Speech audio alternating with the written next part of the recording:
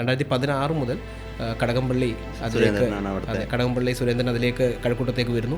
പിന്നീട് ഇതുവരെ കടകംപള്ളി സുരേന്ദ്രനെ തിരിഞ്ഞു നോക്കേണ്ടുന്ന ഒരു അവസ്ഥ തിരിഞ്ഞു നോക്കേണ്ട അവസ്ഥ വന്നതായിട്ടാണ് എൻ്റെ ഒരു കാഴ്ചപ്പാടിൽ. അവിടെ LDF തന്നെ ആയിരിക്കും ഇത്തവണ ഭരണം പിടിക്കുക എന്നുള്ളത് തന്നെയാണ്. പക്ഷേ ഇത്തവണ ഈ പറഞ്ഞ പോലെ കടകംപള്ളി വിജയിക്കുമെന്ന യാതൊരു പ്രതീക്ഷയും നമുക്ക് വെക്കാൻ പറ്റില്ല. അല്ല, ഞാൻ മനസ്സിലാക്കുന്നത് LDF വിജയിക്കുന്നത് തന്നെയാണ്. കാരണം കടകംപള്ളി അല്ല എന്നുണ്ടെങ്കിൽ BJPക്ക് വിജയസാധ്യത വളരെ കൂടുതലാണ്. അങ്ങനെയൊന്നുണ്ടെങ്കിൽ വിജയസാധ്യത ഉണ്ടാവുമെന്ന് ഞാൻ വിചാരിക്കുന്നില്ല. കടകംപള്ളിക്ക് ഇതിനു മുമ്പും ചില പ്രശ്നങ്ങളൊക്കെ ഉണ്ടായിട്ടുണ്ട്, ചില ആരോപണങ്ങളൊക്കെ നേരിട്ടുണ്ട്. എന്നിട്ടും കടകംപള്ളി കുലുങ്ങാത്തത് അതിനൊരു കാരണമെന്ന് പറഞ്ഞാൽ ശബരിമലയെ ബന്ധപ്പെട്ട കൊള്ളയുമായി ബന്ധപ്പെട്ട വിവരങ്ങളൊക്കെ വരുമ്പോൾ ശരിക്കും പറഞ്ഞാൽ M. പത്മകുമാർ ജയിലിൽ പോയിരിക്കുന്നു. M. പത്മകുമാർ പറയാതെ പറഞ്ഞു വെക്കുന്ന ഒരു പേര് കടകംപള്ളി അല്ലെങ്കിൽ പോലും ഉറപ്പായിട്ട് ഇത്തവണ BJPക്ക് അവിടെ ഒരു വോട്ടിംഗ് പെർസെൻറ്റേജിൽ ഒരു വർധനവ് ഉണ്ടാവാനുള്ള സാഹചര്യം ഉറപ്പായിട്ടും ഉണ്ട്. 2026 നിയമസഭാ ഇലക്ഷനിൽ കേരളം ഏറ്റവും ഉറ്റുനോക്കുന്ന ഒരു വളരെ തീ പോലെ ചർച്ച പിടിക്കുന്ന ഒരു മണ്ഡലങ്ങളിലൊരു മണ്ഡലമാണ് കഴക്കൂട്ടം, അല്ലേ? അതെ അതെ തീർച്ചയായിട്ടും. അതെ, ഈ കഴക്കൂട്ടം എന്തുകൊണ്ട് കഴക്കൂട്ടത്തേക്ക് ഇത്തവണ എല്ലാവരും ഉറ്റുനോക്കുന്നു വെച്ച് കഴിഞ്ഞാൽ അതിന് കാരണമുണ്ട്. കാര്യം നേരത്തെ രാഷ്ട്രീയ കേരളം ഏറ്റവും ചർച്ച ചെയ്യപ്പെട്ടുകൊണ്ടിരുന്ന അല്ലെങ്കിൽ കൗതുകത്തോട് നോക്കിക്കൊണ്ടിരുന്ന നിയമമായിരുന്നു. പിന്നീട് അതിപ്പം കുറച്ച് നാൾ മുമ്പ് പാർലമെൻറ്റ് ഇലക്ഷൻ ആണെങ്കിൽ പോലും തൃശ്ശൂർ ഒരു ചർച്ചയായി മാറി. അപ്പോൾ അടുത്ത അതേപോലെ തന്നെ രാഷ്ട്രീയ കേരളം ഉറ്റുനോക്കുന്ന ഒരു മണ്ഡലങ്ങളിൽ ഒരു മണ്ഡലം കൂടി കേരളത്തിൽ രേഖപ്പെടുത്തുന്ന രീതിയിലേക്ക് കയറി വരികയാണ് ഈ കഴക്കൂട്ടം. വ്യക്തമായിട്ടൊരു ത്രികോണ മത്സരം എല്ലാ സാഹചര്യത്തിലും ത്രികോണ മത്സരം തന്നെ കാഴ്ചവെച്ചിട്ടുള്ള ഒരു മണ്ഡലം കൂടിയാണ് കഴക്കൂട്ടം. നിലവിൽ BJP 2ാം സ്ഥാനത്ത് നിൽക്കുന്നു. കടകംപള്ളി സുരേന്ദ്രൻ അവിടെ സിറ്റിംഗ് MLA. തുടർച്ചയായിട്ട് UDFൻ്റെ കയ്യിലുണ്ടായിരുന്നൊരു മണ്ഡലം ഇപ്പോൾ നിലവിൽ UDF 3ാം സ്ഥാനത്തേക്ക് പിന്തള്ളിക്കൊണ്ടിരിക്കുന്നതാണ് കഴിഞ്ഞ 2 ഭരണവർഷക്കാലവും നമ്മൾ കണ്ടത്. അതെ അതെ ഈ 1965 മുതലാണ് UDFൻ്റെ ഭരണമായിരുന്നു എന്ന് പറയുമ്പോൾ ഈ ചരിത്രം പരിശോധിച്ച് കഴിഞ്ഞാൽ 1965 മുതൽ N. ലക്ഷ്മണൻ വൈദ്യർ തുടങ്ങി വെച്ച ഒരു വിജയ തേരാണ് UDFന് ഉണ്ടായിരുന്നത്. കാര്യം പിന്നീട് അങ്ങോട്ട് വേറെ ഒരാൾക്ക് പോലും കഴക്കൂട്ടത്ത് ജയിച്ച് കയറാൻ പറ്റാത്ത അത്ര ഭൂരിപക്ഷത്തിലും അത്രയേറെ ജനകീയമായും ഒക്കെ നിന്ന നേതാക്കന്മാരിങ്ങനെ വന്നു പോയിക്കൊണ്ടിരുന്നു. മുസ്ലിം ലീഗ് സ്ഥാനാർത്ഥി ജയിച്ച് കയറിയിട്ടുണ്ട്, കോൺഗ്രസ് സ്ഥാനാർത്ഥി ജയിച്ച് കയറിയിട്ടുണ്ട്. പിന്നീട് അത് മാറിമറിയുകയാണ്. പിന്നീടാണ് മുൻപോട്ട് പോകുന്ന സമയത്ത് 2011 ശേഷം വന്ന, അതായത് 2016 മുതൽ കടകംപള്ളി സുരേന്ദ്രൻ അതിലേക്ക് കഴക്കൂട്ടത്തേക്ക് വരുന്നു. പിന്നീട് ഇതുവരെ കടകംപള്ളി സുരേന്ദ്രനെ തിരിഞ്ഞു നോക്കേണ്ടുന്ന ഒരു തിരിഞ്ഞു നോക്കേണ്ട അവസ്ഥ വന്നതായിട്ടാണ്. അതെ അതെ അതെ ഒരുപാട് ചർച്ചകളിലൂടെയാണ് പോയിക്കൊണ്ടിരിക്കുന്നത്. ഒരുപാട് ചർച്ച ചെയ്യുന്ന മണ്ഡലം കൂടിയാണ്, ഒരുപാട് ചർച്ച ചെയ്യുന്ന വ്യക്തിയും കൂടിയാണ് കടകംപള്ളി എന്നുള്ളതാണ്. ശബരിമല സ്വർണ്ണക്കൊള്ള ആയിട്ട് ബന്ധപ്പെട്ടിട്ടാണെങ്കിലും അന്നത്തെ ദേവസ്വം മന്ത്രി കൂടിയായിരുന്നു കടകംപള്ളി സുരേന്ദ്രൻ. അപ്പോൾ ആ ഒരു നിലവാരത്തിൽ ഒരുപാട് ചർച്ച ചെയ്യപ്പെടുന്ന ഒരു വ്യക്തിയും കൂടിയാണ്. അവരെന്തായാലും രാഷ്ട്രീയ ആയുധമാക്കാനായിട്ട് എൻ്റെ ഒരു കാഴ്ചപ്പാടിൽ അവിടെ LDF തന്നെ ആയിരിക്കും ഇത്തവണ ഭരണം പിടിക്കുക എന്നുള്ളത് തന്നെയാണ്. LDF ഭരണം പിടിക്കാനുള്ള സാധ്യതയുണ്ടോ എന്ന് ചോദിച്ചു കഴിഞ്ഞാൽ, ഈ നേരത്തെ നമ്മൾ പറഞ്ഞല്ലോ UDFൻ്റെ കയ്യിലിരുന്ന ഒരു മണ്ഡലം കുറേ വർഷങ്ങൾക്ക് ശേഷം അതിലേക്ക് CPM, അതായത് CPMന് വ്യക്തമായ യാതൊരുവിധ വോട്ട് ബാങ്കും ആയിരുന്നിട്ടില്ലാത്ത അല്ലെങ്കിൽ യാതൊരു ഷെയറും ഉണ്ടായിരുന്നില്ലാത്ത ഒരു സ്ഥലത്ത് പെട്ടെന്ന് കടകംപള്ളിയെ പോലെ ഒരാൾ വരുന്നു, അവിടെ വിജയിച്ച് കയറുന്നു. ഈ കടകംപള്ളി എങ്ങനെ അതിലേക്ക് എൻട്രി ചെയ്ത് ഈ വിജയം കയ്യിലാക്കിയെന്ന് ചോദിച്ചാൽ അതിന് വ്യക്തമായ ഒരു സ്ട്രാറ്റജിയും കൂടി അദ്ദേഹത്തിൻ്റെ കയ്യിലുണ്ട്. ഈ കഴക്കൂട്ടം എന്ന് പറയുമ്പോൾ ഈ കഴക്കൂട്ടത്തിനെ സംബന്ധിക്കുന്ന ഒരു മുഖ്യമായ ഒരു 2-3 ഘടകങ്ങളുണ്ട്. അത് തിരുവനന്തപുരം ജില്ലയിൽ നമ്മൾ നോക്കിക്കഴിഞ്ഞാൽ കൂടുതലും തിരുവനന്തപുരം ജില്ലയിലെ ഈ സിറ്റി അല്ലാത്ത മറ്റ് സ്ഥലങ്ങളൊക്കെ നോക്കിക്കഴിഞ്ഞാൽ കൂടുതലും വിശ്വാസപരമായിട്ട് അല്ലെങ്കിൽ ആചാരാനുഷ്ഠാനങ്ങളുമായിട്ട് ഈ വിശ്വാസ സംബന്ധമായിട്ടൊക്കെ ഒരുപാട് ഇടപഴകി ജീവിക്കുന്ന ഒരു വിഭാഗമാണ് മനുഷ്യരുള്ള ഒരുപാട് അങ്ങനത്തെ ഒരുപാട്. കാര്യം ഇപ്പോഴും നമ്മൾ നോക്കിക്കഴിഞ്ഞാൽ ഇപ്പോൾ നമ്മൾ കാലം മുമ്പോട്ട് പോയി പുതിയ റോഡുകൾ വന്നു, ഒരുപാട് സ്ഥാപനങ്ങൾ വന്നു. ശരിക്കും പറഞ്ഞാൽ കഴക്കൂട്ടം ഇന്ന് തിരുവനന്തപുരം ടൗൺ പോലെ തന്നെ മറ്റൊരു വലിയ സിറ്റിയും കൂടിയാണ് കഴക്കൂട്ടം. ഇവിടെ IT ക്യാമ്പസുകൾ, IT സ്ഥാപനങ്ങൾ ഉണ്ടാകുന്നു, അവർക്ക് വേണ്ടിയുള്ള ഡെവലപ്മെൻറ്റ് ഉണ്ടാകുന്ന മെയിൻ ഒരു IT ശൃംഖലയായിട്ട് കഴക്കൂട്ടം അതിനെ മാറി. പക്ഷെ അങ്ങനെയൊക്കെ ഞാൻ പറയാൻ വന്ന പോയിന്റ്, അങ്ങനെയൊക്കെ ഒരുപാട് ഡെവലപ്മെൻറ്റ്സുകൾ അവിടെ വന്നിട്ടുണ്ടെങ്കിൽ പോലും ഇന്നും തിരുവനന്തപുരത്തിൻ്റെതായിട്ടുള്ള ആ ജനത അവരിപ്പോൾ ഇപ്പോഴും ഈ പറയുന്ന അമ്പലവും വിശ്വാസങ്ങളും അല്ലെങ്കിൽ പള്ളിയുമായിട്ടുള്ള ആ അറ്റാച്ച്മെൻറ്റിൽ ഒരുപാട് ജീവിച്ചു പോകുന്ന, രാവിലെ അമ്പലത്തിൽ പോകുന്നു, വൈകുന്നേരങ്ങളിലും ജോലി കഴിഞ്ഞ് വന്നതിന് ശേഷമാണെങ്കിലും അമ്പലങ്ങളും ഉത്സവങ്ങളും, അത് ചെറിയ അമ്പലങ്ങളാവാം, ചിലപ്പോൾ കുടുംബക്ഷേത്രങ്ങളാവാം, അല്ലെങ്കിൽ വലിയ നമ്മളീ പറയുന്ന പോലെ ആ സിറ്റിയിലെ വലിയ അമ്പലങ്ങളാവാം, അവിടെയൊക്കെ ഇപ്പോഴും ഉത്സവങ്ങൾ സംബന്ധമായിട്ടൊക്കെ അതിലൊക്കെ പങ്കെടുക്കുകയും അതിനോടൊക്കെ വളരെ ഇടപഴകി ജീവിക്കുന്ന ഒരു ജനോഭാവമാണ്. അപ്പോൾ ഈ കടകംപള്ളി തിരുവനന്തപുരം മാത്രമല്ല, പാലക്കാട് ഉൾപ്പെടെ നമ്മൾ തമിഴ്നാടുമായിട്ട് അതിർത്തി പങ്കിടുന്ന സംസ്ഥാന ജില്ലകളിൽ അങ്ങനെ ഒരു സംഭവം കൂടുതലായിട്ട് കണ്ടുവരുന്നത്. അതൊരു കൾച്ചറൽ ആയിട്ടുള്ള ഒരു കൾട്ടുമായിട്ട് ബന്ധപ്പെട്ട് നിൽക്കുന്ന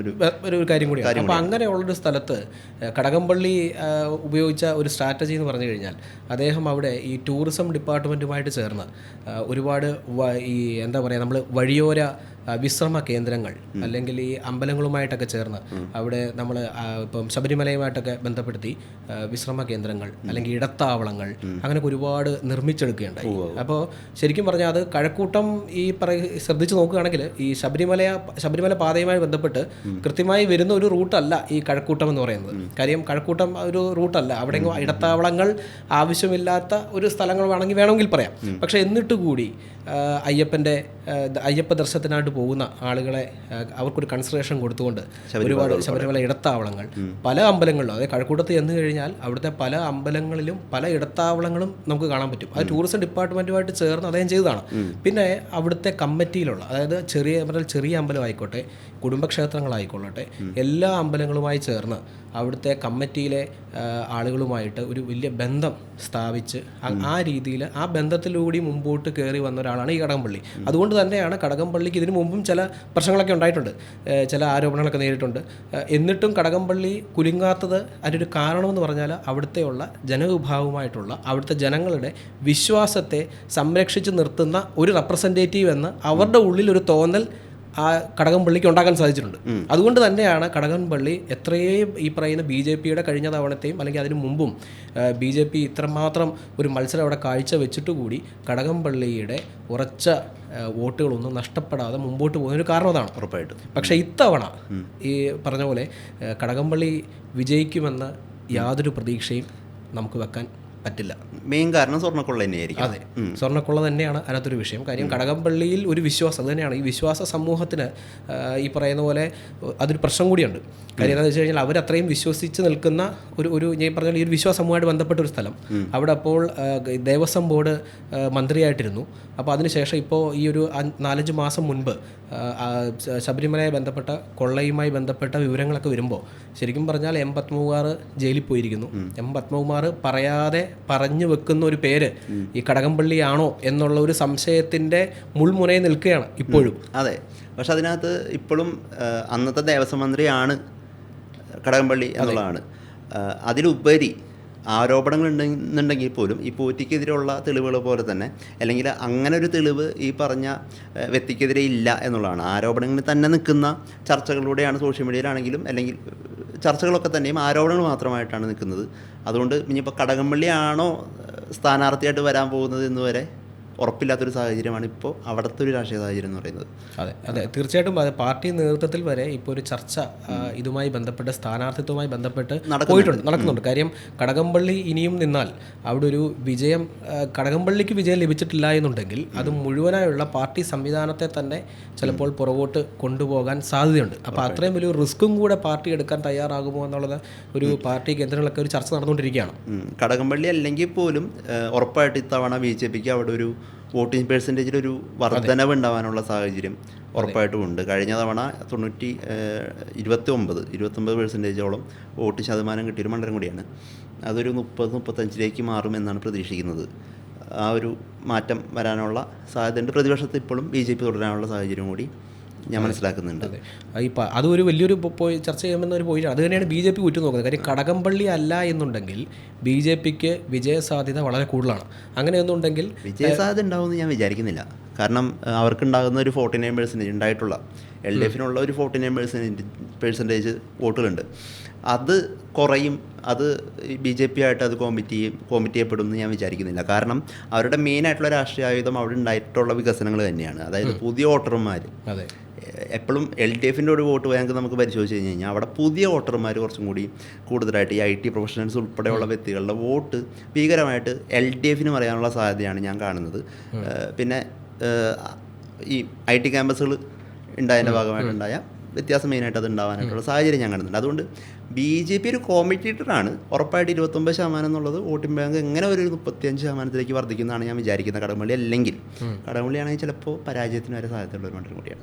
അതെ, അപ്പോൾ കടകംപള്ളി അല്ലെങ്കിൽ പരാജയത്തിനുള്ള സാധ്യത വളരെ കൂടുതലാണ്. പക്ഷേ ഇപ്പോഴും ഈ പ്രശ്നം നിലനിൽക്കുമ്പോഴും BJP വിജയത്തിൽ കുറഞ്ഞത് ഒന്നും തന്നെ ഇത്തവണ കഴക്കൂട്ടത്ത് കാണുന്നില്ല എന്നുള്ളതാണ് കാര്യം. കടകംപള്ളി നിന്നാലും അവിടെ ഉണ്ടായിട്ടുള്ള കടകംപള്ളിക്ക് മുകളിൽ വന്നിട്ടുള്ള ആരോപണങ്ങളെല്ലാം ശരിവെക്കുന്ന രീതിയിലേക്ക് ആരോപണങ്ങളെ മുമ്പോട്ട് ഈ ഇലക്ഷനുമായി ബന്ധപ്പെട്ട് മുൻപോട്ട് ചില സമര പരിപാടികളൊക്കെ ആയിട്ട് അവർ മുമ്പോട്ട് പോകാനൊക്കെയുള്ള ഒരു ആലോചന ഉള്ളതായിട്ടൊക്കെ നമ്മളിങ്ങനെ അറിയുന്നുണ്ട്, നമ്മൾ പറഞ്ഞിങ്ങനെ കേൾക്കുന്നുണ്ട്. അപ്പോൾ അത് വെച്ചൊക്കെ നമ്മൾ പരിശോധിക്കുമ്പോൾ ഈ കടകംപള്ളി കഴിഞ്ഞ തവണ വോട്ട് വർദ്ധിപ്പിക്കുക ചെയ്തത്. കാര്യം കഴിഞ്ഞ തവണ ശോഭാ സുരേന്ദ്രനാണ് വന്നിരുന്നത്. ശോഭാ സുരേന്ദ്രൻ അതിനു മുൻപ് V മുരളീധരനായിരുന്നു. വർഷം എനിക്ക് തോന്നുന്നു 2016 അല്ലേ, 2016 V മുരളീധരനായിരുന്നു. 2016 V മുരളീധരൻ നിൽക്കുമ്പോൾ V മുരളീധരൻ 2ാം സ്ഥാനത്ത് എത്തുകയും കടകംപള്ളിക്ക് വോട്ട് പെർസെൻറ്റേജിൽ ചെറിയൊരു കുറവും വന്നിരുന്നു. പക്ഷേ അതിനുശേഷം 2021 നടന്ന തെരഞ്ഞെടുപ്പിൽ ശോഭാ സുരേന്ദ്രൻ നിന്ന് കഴിഞ്ഞാൽ ഇത്തവണ എന്തായാലും വിജയം ഉറപ്പാണെന്ന് പറയുകയും ശോഭാ സുരേന്ദ്രൻ ആ മണ്ഡലത്തിലേക്ക് കയറി വരികയും എന്നാൽ അതിനു മുൻപ് കടകംപള്ളിക്ക് കിട്ടിയ വോട്ട് ഷെയർ കൂടുകയാണ് ചെയ്തത്, കുറഞ്ഞില്ല. അപ്പോഴും കടകംപള്ളി കൊണ്ടുപോയിക്കൊണ്ടിരുന്ന ഒരു സ്ട്രാറ്റജി എന്ന് പറയുന്നത് വിശ്വാസ സമൂഹത്തിനെ കൂടെ കൊണ്ടുപോകുക എന്നുള്ളതാണ്. നേരത്തെ പറഞ്ഞ വിശ്വാസ സമൂഹവും അതുപോലെ തന്നെ അവിടെയുള്ള അതേ സ്ട്രാറ്റജി BJP പിടിച്ചാലും BJPക്ക് സാധ്യത ഉണ്ടെന്നുള്ള ഒരു അപ്പോൾ എനിക്ക് അവിടെ വരുന്ന ഒരു പ്രശ്നം എന്ന് തോന്നുന്നത് ചിലപ്പോൾ അവിടെയുള്ള അവിടെ ഇതുപോലെ തന്നെ മുസ്ലിം വിഭാഗം ഈ കഴക്കൂട്ടം മേഖലയിൽ ഉണ്ട്. ഈ കടകംപള്ളിക്ക് മുൻപ് അതായത് നമ്മൾ നോക്കിക്കഴിഞ്ഞാൽ MA വാഹിദിന് പണ്ട് അവിടെ ഉണ്ടായിരുന്ന മുസ്ലിം വിഭാഗത്തിൻ്റെയും ഈ പറയുന്ന മറ്റെല്ലാ വിഭാഗങ്ങളുടെയും വോട്ടുകൾ കടകംപള്ളിക്ക് സ്പ്ലിറ്റായി പൊക്കോണ്ടിരിക്കുകയും അതിനുശേഷം MA വാഹിദ് മൂന്നാമതായി തോൽറ്റു പോവുകയും ചെയ്യുന്നൊരു സാഹചര്യം ഉണ്ടായി. അതെല്ലാം കടകംപള്ളി നേടിയെടുത്ത വിശ്വാസ സമൂഹത്തിനെ മുൻനിർത്തിയുള്ള വോട്ട് ബാങ്കുകളാണ്. അതെല്ലാം ഇപ്പോൾ ഏകദേശം താഴെ പോയിരിക്കുകയാണ്. കാര്യം ഈ വിശ്വാസ സമൂഹത്തിന് അതുപോലെ തന്നെ അവരുടെ മനസ്സിലൊരു മുറിവേറ്റിട്ടുണ്ടെന്ന് തന്നെയാണ് നമുക്ക് മനസ്സിലാക്കാൻ സാധിക്കുന്നത്. കാര്യം ഈ നമ്മുടെ ശബരിമലയുമായി ബന്ധപ്പെട്ട വിഗ്രഹത്തിലെ സ്വർണം പോയതും അതൊക്കെ വലിയ ചർച്ചകളായിരുന്നു. വലിയ പ്രശ്നങ്ങളൊന്നും നമ്മുടെ ഇവിടെ പറയത്തക്ക രീതിയിൽ ഉണ്ടായില്ലെങ്കിൽ പോലും വിശ്വാസ സമൂഹത്തിനെ സംബന്ധിച്ച് അത് പറഞ്ഞത് തിരുവനന്തപുരത്തിലുള്ള ഈ വിശ്വാസവുമായി ഇത്രയും ഇടപഴകി ജീവിക്കുന്ന ഒരു ജനവിഭാഗത്തിന് അത് തീർച്ചയായിട്ടും അവരെ സംബന്ധിച്ചൊരു വലിയൊരു മുറിവാണ്. അതുകൊണ്ട് ആ വോട്ടുകൾ BJP സമാഹരിക്കുക എന്നുള്ള ലക്ഷ്യമാണ് BJP മുമ്പിൽ കാണുന്നത്. പക്ഷേ എന്നാൽ അവിടെ മറ്റൊരു കോൺഗ്രസ് നോക്കുന്ന ഒരു രാഷ്ട്രീയ ആയുധം എന്ന് വെച്ച് കഴിഞ്ഞാൽ ഈ ശബരിമല കൊള്ളയുമായിട്ട് ബന്ധപ്പെട്ട് ഇവിടെ പ്രക്ഷോഭങ്ങൾ ഉണ്ടാക്കുകയും അല്ലെങ്കിൽ ഇതുമായി ബന്ധപ്പെട്ട് ഒരു ചർച്ചകൾ നടത്തുകയും ജനശ്രദ്ധ നേടിയെടുക്കുന്ന രീതിയിലുള്ള ചർച്ചകൾ മുൻപോട്ട് കൊണ്ടുവന്ന് കോൺഗ്രസ് മാത്രമാണ്. കാര്യം BJP അവിടെയും കൃത്യമായ കാര്യങ്ങളൊന്നും പറഞ്ഞ് അല്ലെങ്കിൽ അതിനുവേണ്ടി ഒരു പ്രക്ഷോഭ പരിപാടികൾ സംഘടിപ്പിക്കുകയോ അല്ലെങ്കിൽ അതിനെതിരെ ഒരു സമരം വെക്കുകയോ അല്ലെങ്കിൽ അതിനെതിരെ ഒരു വലിയൊരു കേരളത്തെ വലിയ രീതിയിൽ ഇളക്കി മറിക്കുന്ന പ്രക്ഷോഭങ്ങളൊന്നും BJP ചെയ്തില്ല എന്നുള്ളത് വലിയൊരു പോയിന്റാണ്. അപ്പോൾ അത് ചോദ്യം ചെയ്യപ്പെടുന്നത് തന്നെയാണ് ഞാൻ വിചാരിക്കുന്നത്. അതവിടെ തീർച്ചയായിട്ടും ചോദ്യം ചെയ്യപ്പെടുക തന്നെ ചെയ്യുന്നതാണ് ഞാൻ വിചാരിക്കുന്നത്. അതവിടെ ചോദ്യം ചെയ്യപ്പെടാത്തത് എന്തുകൊണ്ട് BJP ചോദ്യം ചെയ്തില്ല എന്നുള്ളത് വലിയ ചോദ്യമായിട്ട് നിൽക്കുകയാണ്. അപ്പോൾ കൺഫ്യൂസ്ഡ് ആണ് ശരിക്കും. അവിടെ ഈ പറഞ്ഞ സ്വർണ്ണക്കൊള്ളയുമായിട്ട് ബന്ധപ്പെട്ട് BJP ഇവിടെ സമരങ്ങൾ ആവിഷ്കരിക്കുന്നില്ല, അങ്ങനത്തെ കാര്യങ്ങൾ BJP എന്തുകൊണ്ടാണ് ചോദ്യം ചെയ്യുന്നില്ല എന്നുള്ളത് അതുകൊണ്ട് വോട്ടർമാർ കൺഫ്യൂസ്ഡ് ആണ്. അത് BJPക്ക് കഴിഞ്ഞ തവണ വോട്ട് കൊടുത്ത് അവരെ 2ാം സ്ഥാനത്ത് എത്തിച്ച വിശ്വാസ സമൂഹം ഒരു കൺഫ്യൂസിങ് സ്റ്റേജിലാണ്. കാര്യം എന്തുകൊണ്ട് BJP ഇതിൽ ഇടപെട്ടില്ല, അല്ലെങ്കിൽ BJP എന്തുകൊണ്ട് ഇതിനെ കാര്യമായി ഒരു പ്രചരണത്തിലേക്ക് ഏറ്റെടുക്കുന്നില്ല, അല്ലെങ്കിൽ എന്തുകൊണ്ട് ഈ ഒരു വിശ്വാസത്തിന്റെ മറവിൽ തട്ടിപ്പ് കാണിച്ചവരെ പുറത്തു കൊണ്ടുവരാൻ BJP നേതൃത്വം എന്തുകൊണ്ട് ഇതിനകത്ത് ഇടപെടുന്നില്ല എന്നുള്ളൊരു ചോദ്യം ഈ കഴക്കൂട്ടം നല്ല തിരുവനന്തപുരത്തുള്ള എല്ലാ ജനങ്ങളുടെ ഉള്ളിലും ഇപ്പം തന്നെ ഉണ്ട്. അപ്പോൾ അതിനെന്ത് ഉത്തരം BJP കൊടുക്കും എന്നുള്ളതാണ് ഇപ്പോഴും ഈ BJP സപ്പോർട്ടേഴ്സായിട്ടുള്ള കഴക്കൂട്ടത്തെ ജനങ്ങളുടെ മനസ്സിലുള്ളത്. അപ്പോൾ അതിനെ കൃത്യമായിട്ട് പോയിന്റ് ചെയ്യുകയും ജനമധ്യത്തിൽ കൊണ്ടുവരികയും ചെയ്തത് കോൺഗ്രസ് ആണ്, അല്ലെങ്കിൽ UDF സംവിധാനമാണ്. അപ്പോൾ ആ ഒരു പ്രതീക്ഷ യു ഡി എഫും വെച്ച് കൊടുത്തതാണ്. കാര്യം കഴിഞ്ഞ തവണ എസ് ലാൽ അല്ലേ, അദ്ദേഹമാണ് മത്സരിച്ചത്. പക്ഷേ അദ്ദേഹം പരാജയപ്പെട്ടു പോയി. അദ്ദേഹത്തിൻ്റെ പരാജയത്തിനൊരു കാരണമെന്ന് പറയുന്നത് അദ്ദേഹം അത്ര ആ മണ്ഡലത്തിൽ പോപ്പുലർ അല്ല. ഈ പറയുന്ന അവിടെ മത്സരിച്ച് വിജയിക്കുന്ന 2 കാൻഡിഡേറ്റിനെ വെച്ച് നോക്കുമ്പം അദ്ദേഹത്തിന് അത്ര ജനപ്രീതിയുള്ള, അല്ലെങ്കിൽ അദ്ദേഹം ആ മണ്ഡലത്തിൽ അത്ര അറിയപ്പെടുന്ന ഒരു വ്യക്തി ആയിരുന്നില്ല എന്നുള്ളതാണ്. അതുകൊണ്ട് ഇത്തവണ കോൺഗ്രസ് ഇറക്കാൻ പോകുന്ന, അല്ലെങ്കിൽ UDF സംവിധാനം പറയാൻ പോകുന്ന സ്ഥാനാർത്ഥിയും അതുപോലെ തന്നെ ഉള്ളതായിരിക്കുമെന്ന് ഞാൻ പ്രതീക്ഷിക്കുന്നു. സ്ഥാനാർത്ഥി പ്രഖ്യാപനം വളരെ പ്രധാനപ്പെട്ട ഒന്നാണ്.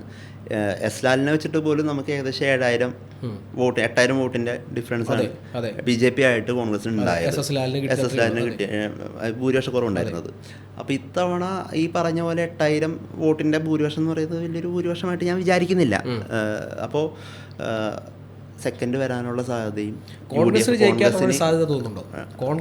ജയിക്കാനുള്ള സാധ്യത അല്ല, സെക്കൻഡിലേക്ക് വരാനുള്ള, അതായത് 2ാം സ്ഥാനത്തേക്ക് വരാനുള്ള, മൂന്നാം സ്ഥാനത്തേക്ക് BJP തള്ളപ്പെടുകയും BJP 3ാം സ്ഥാനത്തേക്ക് തള്ളപ്പെടുകയും വികസനം ഉയർത്തിക്കാട്ടി പുതിയ വോട്ടിനെ സംഘടിപ്പിച്ച്, പുതിയ വോട്ട് ബാങ്ക് സംഘടിപ്പിച്ച് LDF തന്നെ ഭരണം തുടർച്ച കൊണ്ടുവരാനുള്ള സാഹചര്യമാണ് ഞാൻ കാണുന്നത്. പക്ഷേ കടകംപള്ളിയെ മാറ്റണമെന്നും കടകംപള്ളിക്ക് പകരം പുതിയൊരു സ്ഥാനാർത്ഥിയെ കൊണ്ടുവരണമെന്നുമാണ് ഇപ്പോൾ നേതൃത്വത്തിൻ്റെ ഇടയിലുള്ള ഒരു അഭിപ്രായം. അപ്പോൾ അതുകൊണ്ടാണ് കഴിഞ്ഞ ദിവസങ്ങളിൽ അങ്ങനെ ഉണ്ടായാൽ അതിനെ പ്രതിരോധിക്കാനെന്നുള്ള രീതിയിൽ കഴക്കൂട്ടത്ത് പല സ്ഥലങ്ങളിലും വീണ്ടും ഈ കടകംപള്ളിയുടെ ഫ്ലെക്സുകളും ബാനറുകളൊക്കെ ഉയരുകയുണ്ടായി.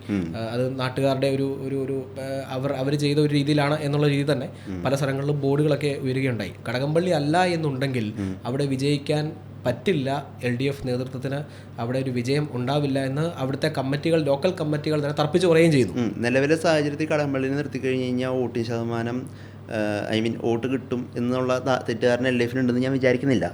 അതുകൊണ്ട് വേറൊരു സ്ഥാനാർത്ഥിനെ തന്നെയായിരിക്കും പ്രഖ്യാപിക്കുകയുണ്ടാവുക. ആ ഒരു അല്ല, അങ്ങനെ വരുമ്പോൾ വീണ്ടും ഈ പറയുന്ന പോലെ മറ്റു ഘടകങ്ങൾ നിൽക്കുമ്പോൾ അവിടെ തോൽവിയല്ലേ ഉണ്ടാവുള്ളൂ. അല്ല, ഞാൻ മനസ്സിലാക്കുന്നത് LDF വിജയിക്കുന്ന തന്നെയാണ്. കാരണം അതായത് ഈ പറഞ്ഞ പോലെ വികസനം കാണിച്ചുകൊണ്ട് തന്നെ LDF വോട്ട് പിടിക്കുന്ന തന്നെയാണ് ഞാൻ വിചാരിക്കുന്നത്. അവിടെ ഇപ്പോൾ ഈ ഗ്രീൻഫീൽഡ് സ്റ്റേഡിയം ഉൾപ്പെടെ വരുന്നത് കഴക്കൂട്ടം മണ്ഡലത്തിലാണ്. അതുൾപ്പെടെ പ്രചാരണ വിഷയമായിട്ട് മാറ്റും എന്നാണ് ഞാൻ വിചാരിക്കുന്നത്. ബാക്കിയൊക്കെ ഇതിൻ്റെ സബ്സ്റ്റാൻഡേർഡ് ആയിട്ടുള്ള ഘടകങ്ങളായിട്ട് വരും. ഈ പറയുന്ന വിശ്വാസികൾ വോട്ട് പിടിക്കുന്നു, വിശ്വാസികളെ ചേർത്ത് പിടിച്ച് വോട്ട് പിടിച്ചിരുന്നൊരു മണ്ഡലമാണ് യാഥാർത്ഥ്യത്തിൽ. എന്നാൽ ഇത്തവണയെങ്കിലും അതിനൊരു ചേഞ്ച് ഉണ്ടാകും എന്നാണ് ഞാൻ വിചാരിക്കുന്നത്. പുതിയ വോട്ടർമാരെ ഏത് രീതിയിലായിരിക്കും ചിന്തിക്കുക എന്നുള്ളതാണ്. അതിനെക്കുറിച്ച് തിരുവനന്തപുരത്തെ ഒരു ഇപ്പോൾ പുതിയ, അതായത് നമ്മുടെ ജെൻസി വോട്ടേഴ്സ്, അവരുടെ ഒരു ചിന്താഗതിയാണ്. കാര്യം അവർ ഈ വിശ്വാസ സമൂഹത്തിന് ഏൽപ്പിക്കപ്പെട്ട ഒരു മുറിവ് അവരത് കൺസിഡർ ചെയ്യുന്ന ഒരു ഫാക്ടറാണോ അതോ അല്ലയോ എന്നുള്ള ചോദ്യമാണ്. ചെയ്യാൻ സാധ്യതയില്ല. എന്താ അഭിപ്രായം? എനിക്ക് തോന്നുന്ന കാര്യം ജെൻസി എന്നൊക്കെ നമ്മൾ പറയുമെങ്കിലും അല്ല, ഞാൻ ജെൻസി അല്ലാട്ട് ഉദ്ദേശിക്കുന്നത്. അതായത് വോട്ട് ചെയ്യാതിരിക്കുന്ന മനുഷ്യരിട്ട് അവർ കുറച്ചും കൂടി ആദ്യമായിട്ട് വോട്ട് ചെയ്യുന്നവർ കൂടുതലും LDFന് വോട്ട് ചെയ്യാനുള്ള സാഹചര്യമാണ് ഞാൻ കാണാറുള്ളത് പൊതുവെ. അപ്പോൾ ഈ പറയുന്ന കാര്യവട്ടം ക്യാമ്പസ് ഉൾപ്പെടെ കാര്യവട്ടത്തിൻ്റെ വികസന പ്രവർത്തനങ്ങളുണ്ട്. പിന്നെ ഗ്രീൻഫീൽഡ് സ്റ്റേഡിയം ഉൾപ്പെടെയുള്ള സാധനങ്ങളിൽ പോലുള്ള പദ്ധതികളിൽ ഈ പറഞ്ഞ പോലെ LDFന് അവരതിനെ കൃത്യമായിട്ട് പ്രചാരണ വസ്തുവായിട്ട് യൂസ് ചെയ്യുന്നുള്ളത് തന്നെയാണ് ഞാൻ മനസ്സിലാക്കുന്നത്. അതുകൊണ്ട് ഇതുവരെ വോട്ട് ചെയ്യാതിരിക്കുന്ന ആളുകൾ ഉൾപ്പെടെ ഈ ഒരു അടിസ്ഥാനത്തിൽ വോട്ട് ചെയ്യാൻ പോകും എന്നാണ് ഞാൻ വിചാരിക്കുന്നത്. ജെൻസി പിള്ളേരുടെ കാര്യമല്ല ഞാൻ പറയുന്നത്. ഞാൻ പക്ഷേ ജെൻസി പിള്ളേരുടെ കാര്യം, തലമുറയുടെ കാര്യം എടുത്തിടാനൊരു കാരണം എന്ന് വെച്ച് കഴിഞ്ഞാൽ, ഈ എല്ലാവരും പറഞ്ഞ ജെൻസി ഒരു തലമുറയ്ക്ക് വിശ്വാസങ്ങളോടൊന്നും വലിയ താല്പര്യമില്ല, അവർ പോകുന്നില്ല. അപ്പം ഞാൻ പറയുന്നത് വിശ്വാസത്തെ ഒരു ഫാക്ടർ മുൻനിർത്തിയല്ല. ഈ ജെൻസി എന്ന് പറയുന്നത് അവർ വളരെ നല്ല രീതിയിൽ അപ്ഡേറ്റഡ് ആണ്. ശ്രദ്ധിച്ചിട്ടുണ്ടോ എന്ന് എനിക്കറിയില്ല. ഭയങ്കര അപ്ഡേറ്റഡ് ആണ്. കാര്യം അവർ ടെക്നോളജി ആയിക്കൊള്ളട്ടെ, അവരുടെ തൊട്ട് മുമ്പിൽ നടക്കാൻ പോകുന്നൊരു കാര്യമായിക്കോട്ടെ, അല്ലെങ്കിൽ ഒരു 50 വർഷം മുമ്പത്തെ കാര്യമായിക്കോട്ടെ, അവർ വളരെ മീഡിയയുമായിട്ട് അല്ലെങ്കിൽ ഹിസ്റ്റോറിക്കൽ ഡേറ്റയുമായിട്ടൊക്കെ ഭയങ്കര അപ്ഡേറ്റഡ് ആണ്.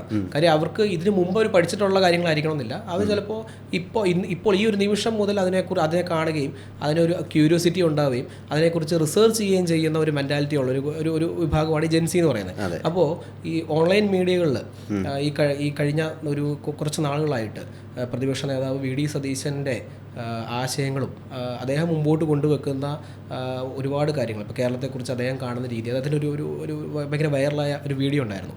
കേരളത്തെ എങ്ങനെ ഒരു രീതിയിൽ മാറ്റിയെടുക്കാം, നമ്മൾ എങ്ങനെയൊക്കെ വികസന കാര്യങ്ങളിൽ എങ്ങനെ ആരും ചിന്തിക്കാത്ത കുറേ ഒരു ഫാക്ടേഴ്സൊക്കെ അദ്ദേഹം പറയുന്നുണ്ടായിരുന്നു. അദ്ദേഹം ഈ കോസ്റ്റൽ ഷിപ്പിംഗ് അതുപോലെ തന്നെ മറ്റ് മേഖലകളിൽ എങ്ങനെ വികസനം കൊണ്ടുവരാം എന്നൊക്കെ അദ്ദേഹം കൃത്യമായി പറയുന്നുണ്ടായിരുന്നു. അപ്പോൾ ഇത്തരം കാര്യങ്ങൾ വളരെ രീതിയിൽ ഫോക്കസ് ചെയ്യുന്ന ഒരു വിഭാഗമാണ് ഈ ജെൻസി. കാര്യം അവർ വിശ്വാസം നമ്മളില്ല എന്ന് പറയുന്നത് ആ ഫാക്ടറൊന്നുമല്ല, ഈ എത്രമാത്രം അപ്ഡേറ്റഡ് ആണ്, അല്ലെങ്കിൽ ഞാൻ ഇന്ന് ജീവിക്കുന്ന കാലഘട്ടത്തിന് ആവശ്യം എന്താണ്, അതുകൊണ്ട് എന്തെങ്കിലും കാര്യമുണ്ടോ എന്ന് ഒരാൾ പ്രസൻറ്റ് ചെയ്ത് കൊടുത്താൽ, വിത്ത് പ്രൂഫ് പറഞ്ഞു കൊടുത്താൽ അത് കൃത്യമായി മനസ്സിലാക്കുന്ന ഒരു തലമുറ കൂടിയാണ്. പറഞ്ഞു കൊടുത്തു കഴിഞ്ഞാൽ മനസ്സിലാക്കാൻ പറ്റുന്ന. അതുകൊണ്ട് ആ ജെൻസി വോട്ടുകൾ കൂടുതലും എനിക്ക് തോന്നുന്നു വി ഡി സതീശൻ എന്ന് പറയുന്ന ഒരാളുടെ ഇപ്പം മീഡിയ പ്രസൻസ് ഭയങ്കരമായിട്ട് വി ഡി സതീശൻ ഇപ്പോൾ ഉണ്ട്. അപ്പോൾ അദ്ദേഹം പറയുന്നത് കേവലം ഈ രാഷ്ട്രീയം മാത്രം സംസാരിക്കുകയല്ല, ഈ നാടിനെ വെച്ചിട്ട് അദ്ദേഹം ക്ലിയർ ആയിട്ട് വളരെ ക്ലിയർ പിക്ചർ കൊടുക്കുന്നുണ്ട്. എങ്ങനെയൊക്കെ എന്തൊക്കെ ചെയ്താൽ ഇവിടെ മാറ്റം ഉണ്ടാവും, പുതിയ കുട്ടികളെ എങ്ങനെ കൊണ്ടുവരാം, അവർക്ക് എന്തൊക്കെ ട്രെയിനിങ് കൊടുക്കുക. അപ്പോൾ അങ്ങനെ പല മേഖലകളിലാണ് അദ്ദേഹം സംസാരിക്കുന്നത്. അപ്പോൾ അതൊക്കെ ഒരു പക്ഷേ ജെൻസി തലമുറയെ ഇൻഫ്ലുവൻസ് ചെയ്തിട്ടുണ്ടെങ്കിൽ കൃത്യമായിട്ട് ജെൻസി വോട്ടുകൾ UDF-ലേക്ക് തന്നെ പോകും, അല്ലെങ്കിൽ കോൺഗ്രസിലേക്ക് പോകുന്നതന്നെയാണ് ഞാൻ വിശ്വസിക്കുന്നത്. സാധ്യതയുണ്ട്. അപ്പോൾ അങ്ങനെയുള്ളൊരു ഫാക്ടറും കൂടി ഇത്തവണ ഇലക്ഷൻ. അപ്പോൾ നമ്മൾ ഇത്രയും നാൾ നമ്മൾ കണ്ട ഒരു ഇലക്ഷൻ്റെ രീതി ആയിരിക്കില്ല ചില ഈ പറയുന്ന മണ്ഡലം. കാര്യം പണ്ട് നമ്മളൊരു 15 വർഷം മുമ്പ് നമ്മൾ നോക്കിയാൽ, ഒരു 10 വർഷം മുമ്പ് നമ്മൾ നോക്കിക്കഴിഞ്ഞാൽ നമ്മൾ ഒരു കാലഘട്ടത്തിലുള്ള നമുക്കറിയാവുന്ന വളരെ പ്രായമുള്ളവർ, അവരെന്ന് പറഞ്ഞു കഴിഞ്ഞാൽ വളരെ കാലഘട്ടം പിന്നിലുള്ള ആളുകൾ. കാലഘട്ടം പിന്നിൽ ഞാൻ ഉദ്ദേശിച്ചത് നമ്മൾ മീഡിയം വഴി പറയുന്ന പുതിയ ടെക്നോളജിയുമായിട്ടൊന്നും വളരെ ബന്ധമില്ലാതെ അവർ ചിലപ്പം രാഷ്ട്രീയം മാത്രമായിരിക്കും ചർച്ച ചെയ്യുക. പിന്നീടുള്ള തലമുറ എന്ന് പറഞ്ഞു കഴിഞ്ഞാൽ രാഷ്ട്രീയം ചർച്ച ചെയ്യുന്നുണ്ട്. അവർ ചില ഈ ചുറ്റും നടക്കുന്ന അവരുടെ വളരെ തൊട്ടടുത്ത് നടക്കുന്ന കാര്യങ്ങളെ മാത്രം ചർച്ച ചെയ്തു പോകുന്ന ഒരു കാലം, ഒരു കുറച്ച് വോട്ടേഴ്സ്. പക്ഷേ ഇപ്പോൾ ജെൻസി എന്ന് പറയുമ്പോൾ അവർ എൻ്റെ സ്ഥലത്താണോ എൻ്റെ തൊട്ട് അപ്പുറത്തെയാണോ അതോ ഞാൻ കേട്ടിട്ട് പോലും ഇല്ലാത്ത ഏതോ ഒരു രാജ്യത്ത് അവിടെ നടക്കുന്ന പ്രശ്നങ്ങൾ വരെ അതുമായി ഇവിടെ ചർച്ച ചെയ്യപ്പെടുന്ന എന്ത് കാര്യങ്ങൾക്ക് ബന്ധമുണ്ടോ എന്ന് നോക്കുന്ന ഒരു തലമുറയാണ്. അപ്പോൾ അതുകൊണ്ട് ഇത്തവണത്തെ വോട്ടിംഗ് പെർസെൻറ്റേജ് ഒക്കെ വളരെ നമുക്ക് വ്യത്യസ്തമായിരിക്കും. ഇതുവരെ നടന്നിരിക്കുന്ന ഒരു സാഹചര്യത്തിലായിരിക്കും അത്. കഴക്കൂട്ടത്തിലെ മാത്രമല്ല, കേരളത്തിലെ മൊത്തത്തിലുള്ള സാഹചര്യത്തിൽ ഇതുവരെ നടന്നിരുന്ന ഇലക്ഷൻ അപ്പാടെ മാറിയിട്ടായിരിക്കണം നമുക്ക് റിസൾട്ട് കാണാൻ വേണ്ടി പുതിയൊരു ഇലക്ഷൻ ട്രെൻഡ്. കാര്യം വോട്ടിംഗ് പെർസെൻറ്റേജിലൊക്കെ വരാൻ പോകുന്ന വലിയൊരു മാറ്റം കൂടി പുതിയൊരു കാലഘട്ടം, അതായത് 2026 മുൻപും 2026 ശേഷവും ഉണ്ടായ മാറ്റം എന്നുള്ള രീതിയിൽ ഈ വോട്ടിംഗ് പെർസെൻറ്റേജിലൊക്കെ ഒരു ചേഞ്ച് വരാനുള്ള സാധ്യതയും കൂടി ഞാൻ കാണുന്നുണ്ട്. തീർച്ചയായിട്ടും. അപ്പോൾ ധനഞ്ജയുടെ ഒരു വിലയിരുത്തൽ എന്തായിരിക്കും ഈ ഇലക്ഷന്, ഈ കഴക്കൂട്ട മണ്ഡലമായിട്ട്? എനിക്ക് ഉറപ്പായിട്ടൊരു ത്രികോണ മത്സരം, വാശിയായ ത്രികോണ മത്സരം നടക്കുന്നുള്ള കാര്യത്തിൽ നമുക്ക് രണ്ടുപേർക്കും സംശയമൊന്നും ഇല്ലാത്തൊരു മണ്ഡലമാണ് കഴക്കൂട്ടം. ഇടതുപക്ഷം സീറ്റ് നിലനിർത്താനുള്ള സാധ്യത ഞാൻ കാണുന്നുണ്ട്. എന്നാൽ ഈ പറഞ്ഞ സ്വർണ്ണക്കൊള്ളയുമായിട്ട് ബന്ധപ്പെട്ടുള്ള വിഷയങ്ങളിൽ എങ്ങനെയാണ് അവിടുത്തെ ജനം പ്രതികരിക്കുക എന്നുള്ളത് നമ്മൾ കണ്ടു തന്നെ അറിയേണ്ടതുണ്ട്.